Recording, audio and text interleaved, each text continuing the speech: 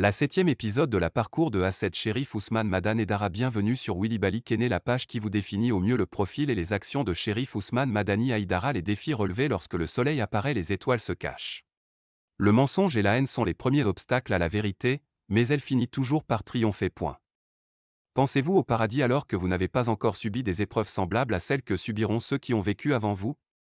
Misère et maladie les avaient touchés, et ils ont été secoués jusqu'à ce que le messager, et avec lui, ceux qui avaient cru, se fussent écriés, quand viendra le secours d'Allah? Quoi?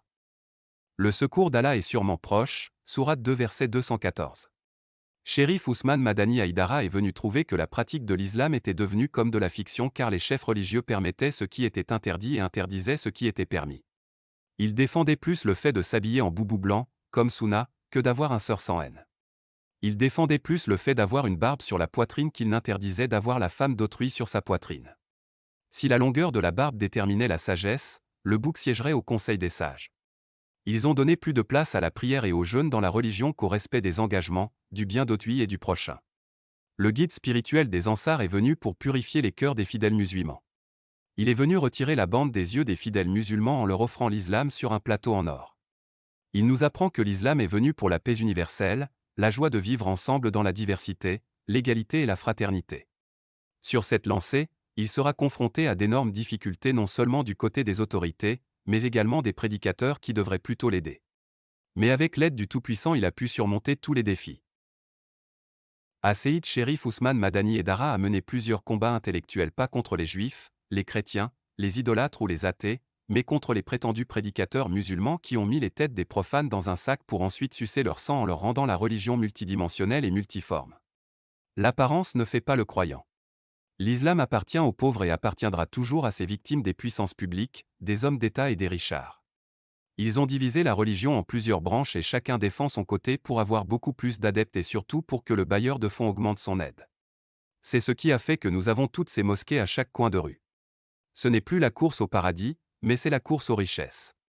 Le prophète, PSL, a fait savoir aux musulmans que 30 ans après son départ de ce monde, l'islam ne sera plus dirigé au nom d'Allah et par ceux qui le méritent, mais plutôt par ceux qui sont les plus forts.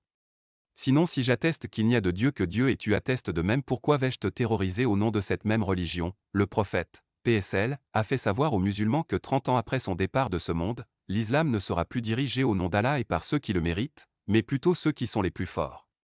Sûrement il y a un autre choisi derrière. Bien, c'est parce que le Seigneur de l'univers a du mal à ses créatures? Non, loin de là, ce sont des hommes qui luttent pour leur intérêt personnel. Ils utilisent les noms djihadistes, salafistes, wahhabites, sunnites, islamistes, pour couvrir leurs œuvres sataniques, prise d'otages, vente d'armes et de drogue, trafic de tout genre. Ils ne sont et ne seront jamais musulmans même s'ils prient jusqu'à ce que leur front s'éclate. La tradition du prophète, PSL, ne consiste pas à l'apparence, porter une culotte, laisser sa barbe, s'habiller en blanc, dire que Dieu est grand, car il aidait les pauvres et les indigents alors même qu'il était lui aussi pauvre.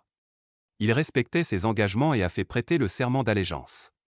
Mais ceux qui se disent sunnites refusent de prêter le serment d'allégeance tout en le reconnaissant. Peut-être que ça ne fait pas partie de leur sunna, car c'est difficile à respecter, alors qu'il est facile de porter sa main sur sa poitrine, de s'habiller en culotte ou de laisser sa barbe. En réalité, ce n'est pas tout le monde qui peut respecter son engagement à la prière et au jeûne. Ce que les ennemis du shérif disent de lui, c'est Haïdara ne peut pas être un descendant du prophète, PSL, car il est noir. Pourtant le sceau des prophètes nous fait savoir que tous les hommes descendent d'Adam et Ève. Étaient-ils noirs, jaunes, rouges ou blonds? Certains d'entre eux disent, Haïdara n'a pas fait des études longues, il n'a pas été dans les universités arabes, il ne s'est limité qu'à la 6 années fondamentales. Elle ne maîtrise pas la langue arabe. Et puis il fait ses prêches à cause de l'argent. Sans l'argent de Sedatou Khadija, l'islam n'allait pas verser une rivière. Mais le prophète Mohammed, PSL, à quelle université? Il détenait quel diplôme, maîtrise, master ou doctorat? Savait-il lire et écrire? Pourtant il a retenu le monde scientifique et littéraire. Les docteurs, les professeurs et agrégés des grandes universités du monde ne réussissent pas jusqu'à présent à sortir des miracles qui entourent sa vie et ses hadiths. Et aucun professeur, aucun docteur, aucun agrégé ne pourra modifier ce qu'il a dit. Personne ne pourra ramener le mois de Ramadan à un autre mois que celui prévu ou augmenter le nombre de rakas de la prière du vendredi à 3. Le prophète, PSL, a connu le monde alors qu'il ne parlait que l'arabe et il n'a pas habité, en dehors de la Mecque et Médine, un autre pays. C'est un don de Dieu. Tu sais ce que disent les aveugles, ennemi, tu es venu nous trouver là, qu'est-ce que tu peux nous apprendre? Comme le disait Nicolas Boileau, l'ignorance vaut mieux qu'un savoir affecté. Point. Et le miracle est que ceux qui sont partis faire leurs études dans les pays arabes et qui sont revenus avec des gros dindes mais n'ont pas pu démentir ses propos sur l'islam. Alors qu'elle les invite chaque fois à venir à table publiquement, à la radio ou à la télé, pour dire le contraire de ce qu'il a dit, mais ils n'ont jamais accepté car ils savent que ce qu'il dit est indiscutable. Quand tu leur demandes pourquoi toutes ces personnes le suivent, ils te diront que ce sont les pauvres, les faibles d'esprit, les illettrés, profanes, et ceux qui ont fréquenté l'école française qui suit le. Cela nous rappelle ce que les mécréants disaient au prophète Noé, PSL, dans le Saint-Coran, et nous voyons que ce sont seulement les plus misérables d'entre nous qui te suivent sans réfléchir, Sourate 11 versets 25 à 27. Ces prêches atteignent le cœur des faibles, des pauvres et des opprimés.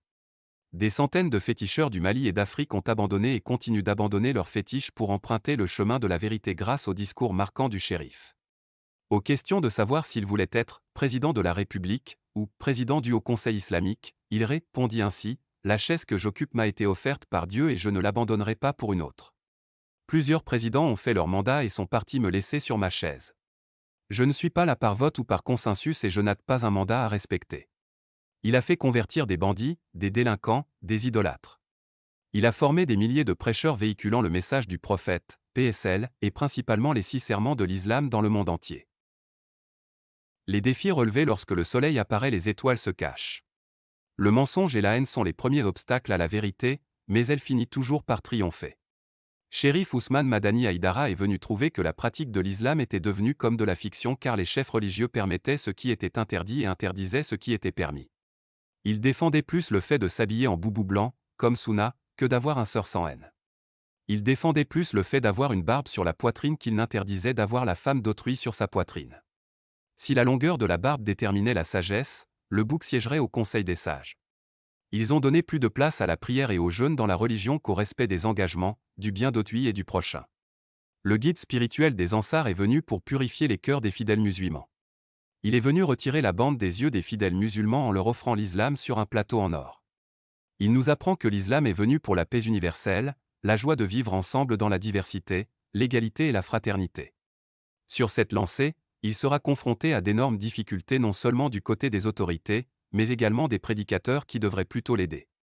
Mais avec l'aide du Tout-Puissant, il a pu surmonter tous les défis.